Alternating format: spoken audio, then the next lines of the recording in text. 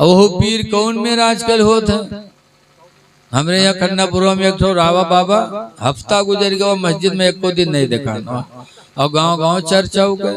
एक दिन हम मगरिब पढ़े तो 4-5 मेहरुआ सड़क पर फसर करे, तो हम वो करीब बढ़े कहा बात, तो कहने मौलाना भैया बहुत जलाली बाबा है। हम बहुत जलाली हैं, कुछ देखे। कहने रहे मौलाना भैया वो एक बीड़ी नहीं पिए थे, पूरे पूरे बंडल मांग लगाए कि पिए थे। मौलाना भैया बहुत जलाली बाबा। हम कहा तोबा तोबा, जलाली बाबा हो कि जलाली दरूहा हो।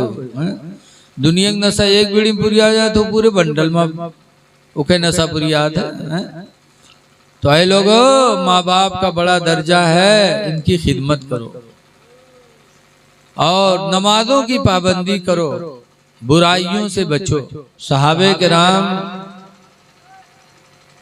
के दिलों में नबी का ऐसा इश्क था कि उसी इश्क रसूल की बुनियाद पर उन्होंने जान माल सब नबी के ऊपर लुटा दिया। इसीलिए मैदान जंग में सहाबा कहा करते थे कि जो जान मांगो तो जान देंगे, जो माल मांगो तो माल देंगे। जो जान मांगो तो जान देंगे, जो माल मांगो तो माल देंगे। मगर ये होगा न हमसे हरगिज़, नबी का जाहो जलाल देंगे। सब कुछ सहाबा नबी के ऊपर कुर्बान करते थे। इसीलिए रवायतों में आता है कि एक जंग में हजरत खालिद इब्ने वलीद शरीक थे, जंग जारी थे। इसी दरमियान में हजरत खालिद इब्ने वलीद की टोपी नीचे गिर गई, तो घोड़े से उतरे और टोपी उठाने लगे। लोगों ने कहा खालिद, मैदान जंग है, तलवारें चल रही हैं, गर्दनें कट रही हैं, और ऐसे माहौल में आप अपनी मामूली सी टोपी को उठाने के लिए नीचे उतरे, आपको अपनी जान की फिक्र नहीं हुई। तो खालिद इब्ने वलीद ने कहा था, सुनो, जान तो चली जाए तो गवारा है, मगर इस टोपी के अंदर बाले मुबारक रसूलुल्लाह का है। उसी बाले मुबारक की बरकत से मुझे जंगों में फतेह मिलती है। नबी के बाल के ऊपर किसी का कदम पड़ जाए, खालिद को एक गवारा नहीं है, जान चली जाए खालिद को गवारा है। सहाबा नबी से बेपनाह मोहब्बत करते थे, इसीलिए हर मैदान में अल्लाह ने उनको कामयाबी अता फरमाई।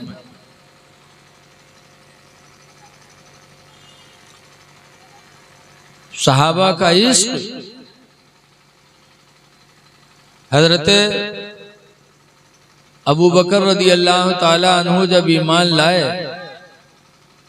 तो 40,000 दिरहम उनके पास थे, 40,000 दिरहम। और ईमान लाने के बाद उन्होंने 10,000 दिरहम दिन में अल्लाह की राह में लुटाया, रात में अल्लाह की राह में 10,000 दिरहम दिया, और 10,000 दिरहम ऐलान करके दिया, और 10,000 दिरहम छुपा के अल्लाह की राह में दिया। 40,000 दिरहम अबू बकर रज़ियल्लाहु अन्हु ने ईमान लाने के बाद सब अल्लाह के नाम पे खर्च कर दिया।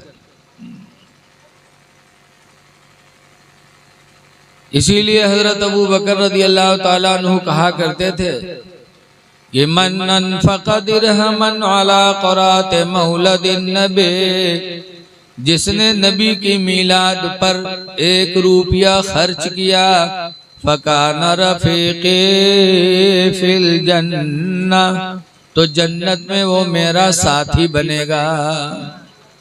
1 रुपया जिसने मीलाद पर खर्च किया। हजरत उमर फारूक आज़म फरमाते हैं, मन अनफ़क़ दिरहमन अला क़रात मौलदिन नबी, जिसने नबी के मीलाद पर 1 रुपया खर्च किया, फ़क़द अहयल इस्लाम, तो गोया कि उसने इस्लाम को जिंदा कर दिया। इस्लाम को जिंदा किया जिसने नबी की मीलाद पर रुपया खर्च किया। लेकिन अफसोस है कि कुछ लोग हैं जो इस्लाम कबूल करने के बाद नबी की मीलाद को बिदात बताते हैं, शिर्क बताते हैं। अल्लाह ताला ऐसों को सही समझ अता फरमाता। कुरान करीम में अल्लाह फरमाता या अय्युहन्नासुत्तक़ू रब्बकुमुल्लज़ी, ऐ लोगों अपने उस रब से डरो। किससे डरो? अल्लज़ी खलक़कुम मिन नफ्सिन वाहिदा, उस रब से डरो जिसने तुम सबको एक जान से पैदा किया। एक जान से पैदा किया। वो एक जान कौन है? आदम अलैहिस्सलाम। व खलक़ मिनहा ज़ौजहा, और उसी जान से उसकी बीवी को पैदा किया। हमारी आपकी बीवी दूसरे घर की आती है, और आदम अलैहिस्सलाम की बीवी आदम ही से पैदा हुई। वबस्स मिनहुमा रिजालन कसीरन व निसा,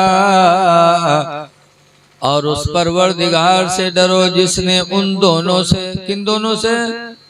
आदम और आदम की बीवी हव्वा से, रिजालन कसीरन व निसा, तमाम मर्द और औरतों को दुनिया में अल्लाह ने फैला दिया। दो लोगों से पूरी दुनिया में अल्लाह ने औलाद आदम को फैला दिया। उस खुदा से डरो। एक जान से अल्लाह ने पैदा किया है सबको।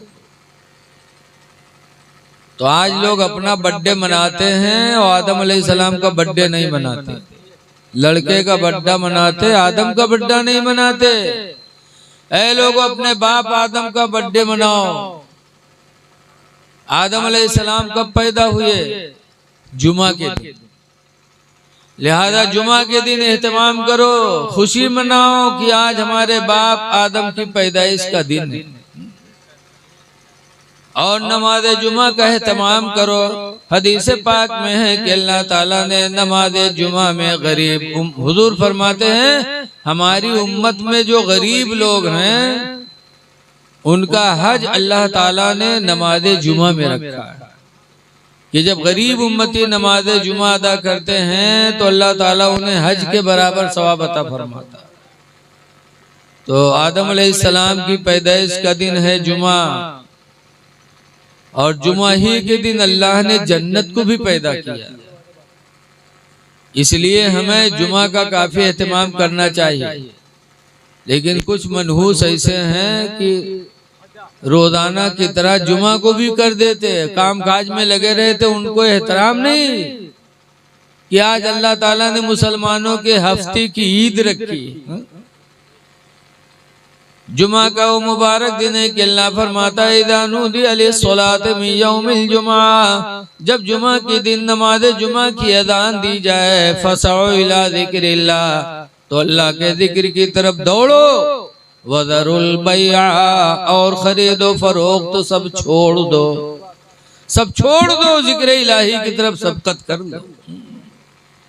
लेकिन हम एहतराम नहीं करते। और कुछ जाते भी हैं तो पहन के क्या जाते हैं? पैंट और शर्ट, पैंट और शर्ट पहन के जाएंगे हफ्ता भरे के बाद।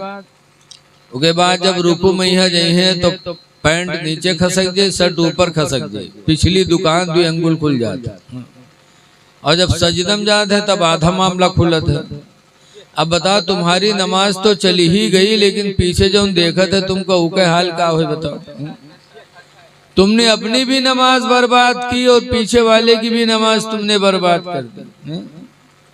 ऐ नौजवानों, 8वें दिन मस्जिद में जाओ तो जैसे ईद बकरीद के दिन तुम कुर्ता पैजामा पहन के जाते हो, नमाज जुमा में भी जाओ, क्योंकि तुम्हारी ईद है।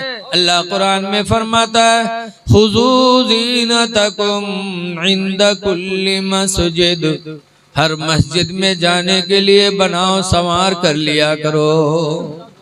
अल्लाह फरमाता है जब मस्जिद में जाओ तो बनाओ संवार कर लो, क्योंकि जैसे तुम अपने दुनिया में दोस्त से मिलने के लिए बनाओ संवार करके जाते हो, ऐसे मस्जिद में तुम्हारी मुलाकात तुम्हारे खुदा से होती है, जो तुम्हारा हकीकी दोस्त है। तो मस्जिद में जाओ तो बन संवर के जाओ, और बन संवर के जाओ, वहां जाओ तो नमाज भी कैसे पढ़ो। 8वें दिन जुमा में जाने के बाद नहीं कि जाए के पलथी मार के बैठ जाओ पहले। कुछ लोग तो जाते हैं, बैठ जाते फिर उठते। पता नहीं किसने बता दिया कि पहले बैठना चाहिए। बैठना हदीस में मना किया गया कि मस्जिद में जाओ तो बैठो ना पहले। हदीस में नबी कतादा काला काला रसूलुल्लाह, हजरत अबू कतादा से रवायत है, फरमाते अल्लाह के रसूल ने इरशाद फरमाया, इदा दखला अहदुकुम फिल मस्जिद, जब तुम में का कोई मस्जिद में दाखिल हो, फलयुसल्ली रकातैनी, तो चाहिए कि 2 रकात नमाज तहियतुल मस्जिद पढ़ ले, क़ब्ल अन यजलिसा, बैठने से पहले पहले। सरकार फरमाते बैठने से पहले पहले 2 रकात नमाज इंसान पढ़ ले। वो कौन सी 2 रकात नमाज पढ़े? तहियतुल मस्जिद, नीयत की मैंने 2 रकात नमाज तहियतुल मस्जिद वास्ते अल्लाह ताला के मैं मेरा तरफ काबा शरीफ के अल्लाह अकबर, और 2 रकात नमाज पढ़ने के बाद दुआ मांगे, अल्लाह तेरा शुक्र है कि तूने अपने घर में आने की मुझे तौफीक अता फरमा दी। खुदा का शुक्र अदा करो कि मस्जिद में जाते हो तो खुदा से मुलाकात होती है। लेकिन आज हम मस्जिदों से दूर हैं। तो मस्जिद में जाओ, बन संवर के जाओ, उसके बाद सुन्नत के मुताबिक नमाज पढ़ो। बहुत से लोग जई हैं तो नियत जब बांधे चली हैं तो ऐसे सर झुकई हैं, ऐसे करी। सर झुकाना नियत बांधने के वक्त मकरूह है, सीधे खड़े रहो ऐसे। और जब नियत बांधो तो ऐसे हाथ ना ले जाओ, बल्कि ऐसे अल्लाहु अकबर, किबले की तरफ ये उंगलियां हों, अल्लाहु अकबर, नाफ के नीचे नियत बांध ली। लेकिन कुछ लोग जाएंगे, देखेंगे टोपी यहाँ है, गिरेबान खुला है, बाल से पानी टपक रहे हैं, आस्तीन सिमटी हुई है, और पहुंचते पहुंचते अल्लाहु अकबर ऐसे बांध रहे हैं। लागत है कि हर भरे आए, ऐसे बांधते हैं ऐसे। और कुछ लोग तो ऐसे हैं कि 1-2 दफा सऊदिया गई हैं और सऊदिया से चक्कर लगाए, जब वही नियत बंधे गए हैं अल्लाह अकबर, हिया नियत बांधे लगी ताकि लोग देखे तो समझे हिया काहे बांधे। पूछिए तो बताइए सऊदिया में ऐसे हो। अरे हजरत इमाम आदम अबू हनीफा रहमतुल्लाह अलैह ने 17 हदीसों से साबित किया है कि नाफ के नीचे नियत बांधना नबियों की सुन्नत है। हर नबी ने नाफ के नीचे नियत बांधा। लेकिन अल्लाह जाने सऊदिया जाते हैं तो बहुरा जाते क्या, वहां आने के बाद टोपी भी नहीं लगाते और नियत सीने पे बांधने लगते। गोंडा जिला में एक हाजी साहब थे, हाजी उमराव, पढ़े लिखे कम रहा लेकिन नेक बहुत थे।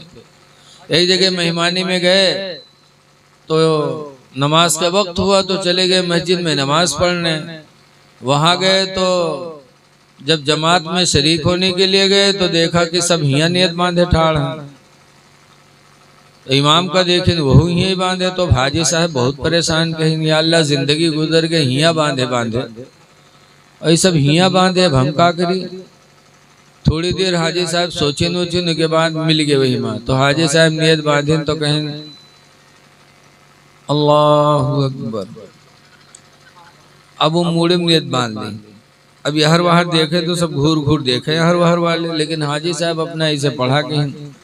जब इमाम साहब सलाम फेरी तो दाएं बाएं वाले फिर गुस्सा है। तो हाजी साहब कहें भैया काहे गुस्सा, तो कहा बात, तो सब कहें बुढ़ा कहीं का नमाज पढ़ता कि मजाक करे थे तू, कहें क्यों, कहा मुड़े काहे नियत बांधे। तो हाजी साहब कहें भैया जिंदगी गुजर गई हिया बांधे तुमरे हिया आए तो देखा तुम लोग सीना बांधे हो, तो हम जाने जत्ते ऊंचे बांधो उतने ज्यादा सवाब है। कहा तो हम सोचे ना मोड़न पर न बांध ली, जो सबसे ज्यादा सवाब हमका मिल जाए। तो चुप।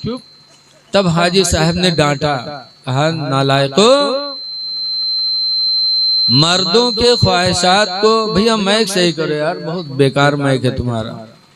मर्दों के ख्वाहिशात को अल्लाह ने नाफ के नीचे पैदा किया ताकि हालत नमाज में मर्द हाथ अपने नाफ के नीचे रखे, उसका नफ्स दबा रहे, नमाज में बुरे ख्यालात न पैदा हों। और औरतों की ख्वाहिशात को अल्लाह ने सीने में पैदा फरमाया, लिहाजा हालत नमाज में औरत सीने पर हाथ रखे ताकि उसका नफ्स दबा रहे, नमाज में गंदे ख्यालात ना आए। और तुम्हारे सीने में अल्लाह ने क्या रख दिया जो यहाँ बांधे खड़े हो? तो आज नमाज पढ़ते लोग लेकिन सुन्नत रसूलुल्लाह का ख्याल नहीं करते। और उसकी वजह क्या है? सिर्फ तालीम की कमी।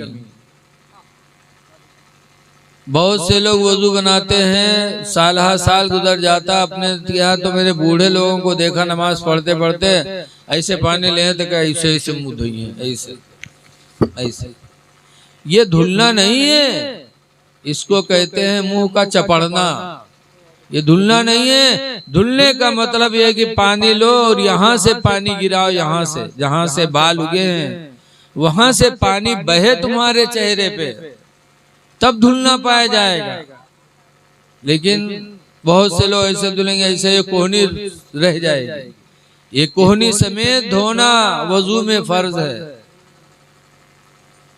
आज हमें दीन की बड़ी कमी हमारे आपके अंदर है, क्योंकि तालीम होती नहीं है। और लिखा है कि बगैर इल्म के इंसान अंधेरे में रहता है।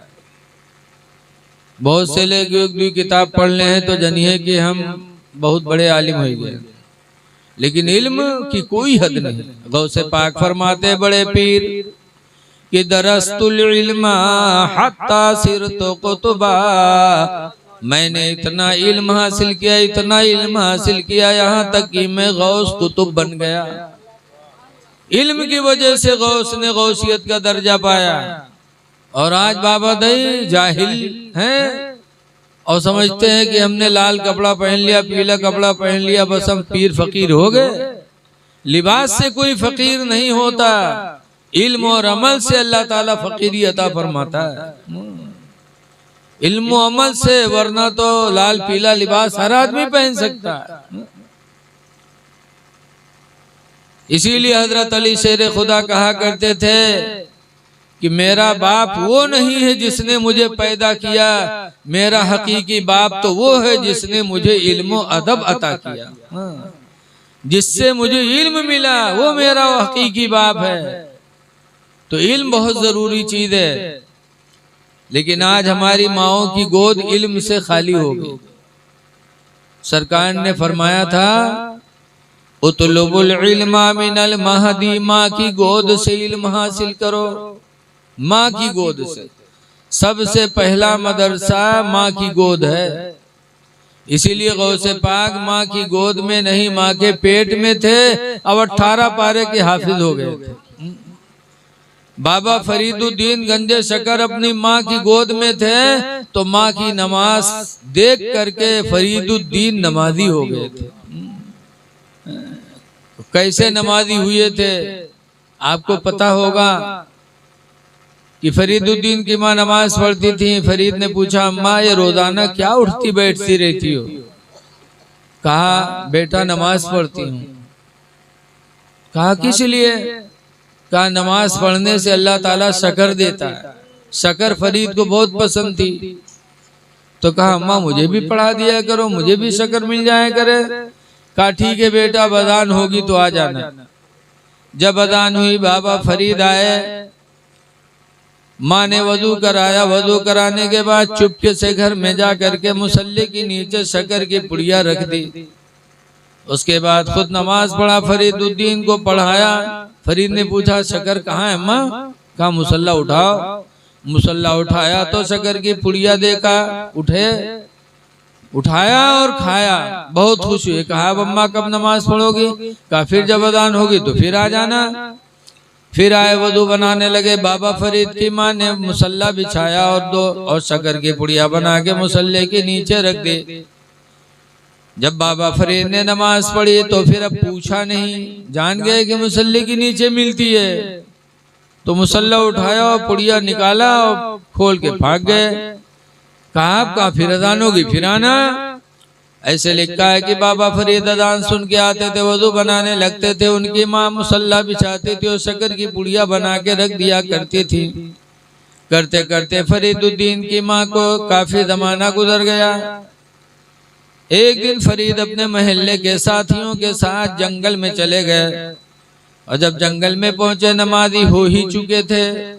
तो जब जंगल में पहुंचे नमाज दुहर का वक्त आया तो साथियों से कहते हैं कि चलो नमाज पढ़ी जाए। कहा नमाज पढ़ने से क्या मिलता है? फरीदुद्दीन ने कहा नमाज पढ़ने से अल्लाह शक्र अता फरमाता है। तो दरिया के किनारे गए, जंगल में वजू बनाया, सबने वजू बनाने के बाद अपने अपने कपड़े बिछाए और फरीदुद्दीन ने सबको नमाज पढ़ाई। इधर बस्ती में जब अजान हुई, उनकी माँ ने सुना फरीद नहीं आए तो माँ परेशान हुई कि मेरा बेटा फरीद जंगल चला गया, यहाँ नमाज पढ़ता था, मैं शक्कर की पुड़िया बना बना के मुसल्ली के नीचे रखा करती थी।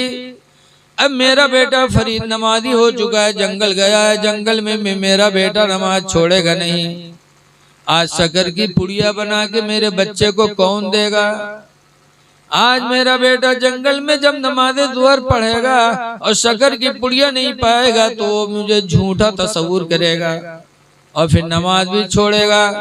फरीदुद्दीन की माँ परेशान हुई, फौरन उन्होंने नमाज पढ़ी और नमाज पढ़ के दुआ मांगी कि अल्लाह तो खूब जानता है मैंने अपने बेटे फरीद को नमाजी बनाने के लिए ऐसा किया था। अल्लाह फरीद को नमाजी बनाने के लिए मैं शक्कर की पुड़िया बना बना के मुसल्ली की नीचे रखा करती थी। आज मुझे यकीन है कि मेरा बेटा जंगल गया है, ज़ोहर की नमाज छोड़ेगा नहीं। अल्लाह परवरदिगार तू मेरे हाथों की लाज रख ले और नमाज के वसीले से मेरे बच्चे को जंगल में भी शक्र अता फरमा दे। माँ ने दुआएं मांगी। दरिया के किनारे फरीदुद्दीन ने नमाज पढ़ाई और जब नमाज खत्म हुई तो साथियों ने पूछा शक्कर कहाँ है? तो फरीद कहते हैं कपड़ा उठाओ। जब कपड़ा उठाया तो क्या देखते हैं कि अल्लाह ताला ने नमाज की बरकत से पूरी रूए जमीन को शक्कर बना दिया है। लोग शक्कर खाए भी और कपड़ों में बांध बांध के लाए भी।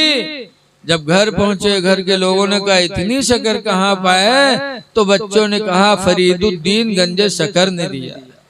उसी दिन से उनका लक़ब गंजे शक्कर हो गया। तो पता चला कि माँ की गोद पहला मदरसा है। फरीदुद्दीन को नमाज की दौलत मिली थी, माँ की गोद से मिली। इमाम हुसैन ने करबला में सजदे में सर कटाया तो सजदे में सर कटाने की उन्हें तमन्ना कहाँ से पैदा हुई? माँ फातिमा ज़हरा की गोद से।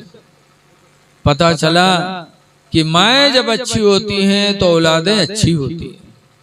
कल की माएँ अल्हम्दुलिल्लाह अपने औलादों को अपने सीने पे लेटा के दरूद की थपकियां देती थी कि सो जाओ या मुस्तफा कहते कहते, खुले आँख सल्ले आला कहते कहते, कि बेटा सो तो मुस्तफा के नाम पर और उठो तो मुस्तफा के नाम पर। तो बच्चे आशिके रसूल होते थे, नमाजी होते थे। और आजकल की माएँ कहाँ दरूद कहाँ कलिमा। जहाँ लड़का रोवे लागी वो उठाई बिस्तर पटकी है तके भदर भदर पिटी है। सो जा खनत मनत दुई कौड़ी पाए, कौड़ी लेके गंग बहाए, गंगा माता बारू दीन, बारू लेके भुजवक दिया, भुजवा में कलावा दे, लावा लेके खीर बनाए। अल्लाह जाने कहाँ से याद कर लेते, दरूद नहीं याद है। ये कहानी अल्लाह जाने न कोई किताब में है, न कोई टीचर है, न मौलवी, पता नहीं कहाँ से फिटिया लेते। हम तो देहाती आदमी सुना करते बड़े विरोग से कहीं हैं कि सो जा खनत मनत दी कौड़ी पाए, कौड़ी लेके गंग बहाए, गंगा माता बारू दीन, बारू लेके भुजवक दिया, भुजवा में कलावा दे, लावा लेके खीर बनाए। सब घर खाए, कानी बिलैया खाए, छू तब फूंक छोड़ा। अब बताओ लड़का कहाँ बने? जब महतारी इतनी बड़ी चुड़ैली नहीं जुट्ठी कि खीर बनावा कानी बिलैया खाए। बताओ हम बूढ़े हो गए आज तक कानी बिलैया नहीं देख पाए। ऐ मेरी माँ बहनों, झूठी बोली अपने मुंह से न निकाल। अल्लाह कुरान में फरमाता है या अय्युहल्लज़ीना आमनू तक़ुल्लाह ऐ ईमान वालो अल्लाह से डरो, वक़ूलू क़ौलन सदीदा, और अच्छी बोलियां बोला करो। अच्छी बोली बोलोगे तो अल्लाह फरमाता युस्लिह लकुम अअमालकुम, अल्लाह ताला तुम्हारे अमलों को अच्छा बना देगा। वयग़फिर लकुम ज़ुनूबकुम, और अल्लाह ताला तुम्हारे गुनाहों को माफ कर देगा। अच्छी बोलियां बोलो। 4 दिन की जिंदगी अल्लाह ने दी, अच्छी बोली बोल लो, झूठ न बोलो। एक हदीस पाक में हुज़ूर फरमाते ला यरहमुल्लाह, अल्लाह ताला रहम नहीं करेगा, अल्लाह रहम नहीं फरमाएगा। पूछा गया किस पर अल्लाह रहम नहीं करेगा, तो हुज़ूर ने फरमाया मन ला यरहमुन्नास, जो इंसानों पर रहम नहीं करेगा खुदा उस पर रहम नहीं फरमाएगा। इसलिए ऐ लोगों, इंसानों पर रहम करो, चाहे हिंदू हो चाहे मुसलमान हो, इंसान सभी हैं, सब पे रहम करो। नबी ने ये नहीं फरमाया कि जो मुसलमानों पे रहम न करे, बल्कि नबी फरमाते जो इंसानों पे रहम नहीं करेगा अल्लाह उस पर रहम नहीं करेगा। इसलिए रहम करो, चाहे हिंदू चाहे मुसलमान हो। हजरत सुल्तान बायजीद बुस्तामी है, उनके बगल में एक आतिश परस्त का घर था। आतिश परस्त यानी आग की पूजा करता था वो। उसके घर में उसका छोटा बच्चा रात में रोने लगा, पूरी रात रोया, घर वालों को नींद नहीं आई। दूसरे दिन फिर वो बच्चा रोने लगा, तो सुल्तान बायजीद बुस्तामी अपने घर से निकल करके उस आतिश परस्त के घर में गए जो आग की पूजा करता था। गए, पूछा बच्चा क्यों रो रहा है, कल भी पूरी रात तुम्हारा बच्चा रोया, आज भी रात रो रहा है। तो आतिश परस्त ने कहा गरीबी की वजह से तेल का इंतजाम नहीं हो पाया, चिराग घर में नहीं जल पाया, कल भी अंधेरी रात की वजह से बच्चा रोता रहा, आज भी अंधेरी रात की वजह से बच्चा रो रहा है, घर में चिराग जलाने की तौफीक नहीं है। तो सुल्तान बायजीद बुस्तामी गए, अपने घर का चिराग उठा लाया और उस आतिश परस्त के घर में जला दिया। जब आतिश परस्त के घर में सुल्तान बायजीद बुस्तामी ने अपना चिराग ला के जलाया, घर में रोशनी हुई, तो बच्चे ने रोना बंद कर दिया। तो मियाँ बीवी दोनों राय मशवरा करने लगे कि यार जिस मुसलमान के दिल में इतना रहम हो कि वो मुसलमान है, हम आतिश परस्त हैं, लेकिन हमारा बच्चा रोया तो उसका दिल नर्म हो गया, और मेरे बच्चे की मोहब्बत में उसने मेरे घर में चिराग जला के मेरे घर को रोशन कर दिया। लिहाजा पता चला कि उसका इस्लाम बातिल नहीं है, उसका सच्चा मज़हब है। तो आतिश परस्त मियाँ बीवी गए और बायजीद बुस्तामी के कदमों में सर रखा, तौबा किया और कलमा पढ़ करके मुसलमान हो गए। तो ऐ लोगों, रहम करो, हिंदू मुस्लिम न देखो, बल्कि कोई भूखा हो खाना खिला दो, खुदा तुमसे राजी हो जाएगा। कोई प्यासा हो पानी पिला दो, खुदा तुमसे राजी हो जाएगा। इसलिए कि खाना खिलाना पानी पिलाना ये नेकियां बहुत बड़ी हैं। हदीस पाक में कि क़यामत के दिन अल्लाह ताला हिसाब लेगा। नेकी करने वाला नेकी की बुनियाद पर जन्नत में जाएगा, बुराई करने वाला बुराई की वजह से जहन्नम में जाएगा। तो जब जन्नती जन्नत में जाएंगे, जहन्नमी जहन्नम की तरफ जाएंगे, तो जहन्नम में जाने वाले चलेंगे जहन्नम की तरफ अल्लाह के हुक्म की वजह से, लेकिन मुड़ मुड़ के देखेंगे जन्नत वालों को कि देखे उनमें कोई ऐसा हो जिसकी खिदमत मैंने दुनिया में की हो, तो आज उससे बदला मांग ले।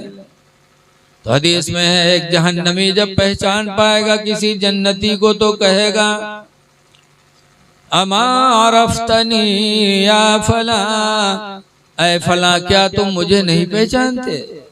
इन्नी आतैतुका वज़ूअन फिद दुनिया, बेशक मैंने तुमको दुनिया में वजू कराया था, वजू का पानी तुमको दिया था, आज तुम जन्नत में जा रहे हो। फशफ़िनी इंदल्लाह, तो अल्लाह के नजदीक तुम मेरी भी सिफारिश कर दो। कि अल्लाह मुझे भी बख्श दे।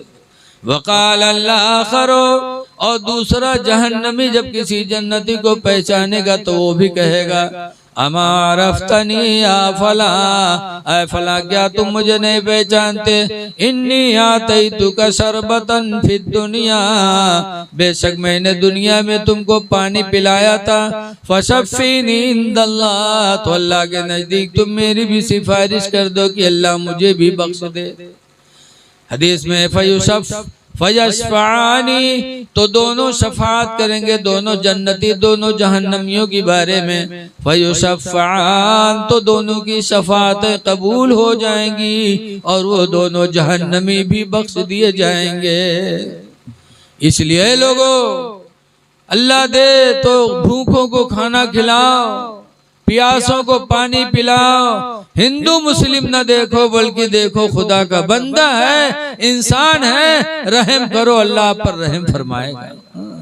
हमारे इस्लाम बड़ा अच्छा मज़ाक। इसीलिए एक मर्तबा हातिम ताई की लड़की इस्लाम नहीं लाई थी, सरकार से दुश्मनी रखती थी। एक जंग में लड़ने के लिए सरकार से पहुंच गई। इतनी दुश्मनी के बावजूद भी एक दिन हातिम ताई की लड़की जा रही थी, उसके सर पे दुपट्टा नहीं था। अल्लाह के रसूल ने देखा तो सरकार जल्दी करके वहां गए और अपनी चादर रहमत उठा करके हातिम ताई की लड़के के सर पे डाल दिया। तो हातिम ताई की लड़की की आंखों में आंसू आ गए। कहा इस पैगंबर का रहमो करम देखो कि पूरी जिंदगी मैंने इससे दुश्मनी किया और आज मेरे सर पे दुपट्टा नहीं देखा तो अपनी चादर रहमत अता फरमा दी। खुदा की कसम, इनकी नबूवत झूठी नहीं हो सकती। हातिम ताई की लड़की रसूलुल्लाह का रहम देख करके ईमान ले आई। तो रहम करो, रहमतुल लिल आलमीन की उम्मती हो, किसी को तंग न करो, रहम करो, अल्लाह तुम पर रहम फरमाएगा। न भाई को तंग करो। आज अफसोस है कि लोग अपने भाइयों को तंग करते हैं। देखा जाता है आजकल की औरतें अपने शौहर को माँ बाप से जुदा करा देती, भाइयों से जुदा करा देती। ऐसी ही बीवियों के बारे में सूरह तगाबुन में आया है। अल्लाह फरमाता या अय्युहल्लज़ीना आमनू, ईमान वालो, इन्ना मिन अज़वाजिकुम, बेशक तुम्हारी बीवियां, व औलादिकुम, और तुम्हारी औलादें, अदुव्वल लकुम, ये दोनों तुम्हारे दुश्मन हैं। कुरान ने कहा तुम्हारी बीवी दुश्मन है, तुम्हारे लड़के दुश्मन हैं। ईमान वालों, इन दुश्मनों से होशियार रहना। अल्लाह फरमाता है, सूरह तगाबुन की आयत है, औरतें दुश्मन। इसीलिए देखा जाता है सुबह हुए तो कहीं आज हमारे पेट फिरा था, बासी वासी खाए लो, आज हम खाना ना बनाए पी। मर्द बेचारा बासी वासी खाए के चला गया अपन धान काटे, बाद में ही ताजा खाना बनाई है, तके खई है, तके मोहल्ला में हम घूम घूम पंचायत करी है, हंसी है, खेली है। और जब शाम हुई जो जनिए कि हमारा आदमी आवत हुई, बस मुख को पतना फुला घर में बैठ गई। अब वो बेचारा जब शाम के निरहा तरसा तो ना अब्बक देखे ना अम्मक देखे। अब्बा अम्मा से क्या मतलब, हाँ? न भाई न बहन न बिटिया न लड़का, ऐते आओ फौरन कहे गुडुआ कम्मी कहाँ चलेगी, कहाँ है गुडुआ कम्मी, और न ढूंढे पे तो घर में घुसे, घर में गवा तो ढूंढे पैबो की तो हम मुख को पतना फूला है। बड़ी हिम्मत लगाए पूछला गुडुआ कम्मी कहा बात, तो कहे भगवान। तब हूँ आदमी गुस्सा नहीं कहे काहे गुस्सा, तो कहा बात, तो कहे सुन तोर भैया हमका गाली दी से, या तो भैया के ले करो या हमका ले करो। गाली दी से लाओ लाठी कहाँ है। अब बताओ, बीवी ने लाठी उठा दिया। एक तो थका मांदा आया है, फिर चुड़ैली ने लाठी दे दिया। अब वो बीवी के चक्कर में अपने भाई पे लाठी चला रहा है। ऐ बीवियों के चक्कर में लाठी चलाने वालों, जान लो बीवी तुम्हारी दुश्मन है, तुम्हारी दुनिया बर्बाद कर रहे। दुनिया में भी तुम जलील हो गए, आखिरत में तुम्हारा ठिकाना जहन्नम है। जो अपने बीवी की वजह से अपने भाई को तंग करता है, लोग उसे गिरी निगाहों से देखते हैं। अल्लाह कुरान में फरमाता है सनशुद्दु अदुदका बि अखीका, हमने तेरे बाजू को ताकत दिए तेरे भाई को पैदा करके। भाई को भाई से ताकत मिलती है। इसलिए लोगों, किसी को तंग न करो, रहम करो, तुम रहमतुल लिल आलमीन की उम्मती हो। माँ बाप पे रहम करो। आज हम माँ बाप पे तरस नहीं खाते। अल्लाह फरमाता है उश्कुरुली वली वालिदैक, तुम मेरा शुक्र अदा किया करो, अपने माँ बाप का शुक्रिया अदा किया करो।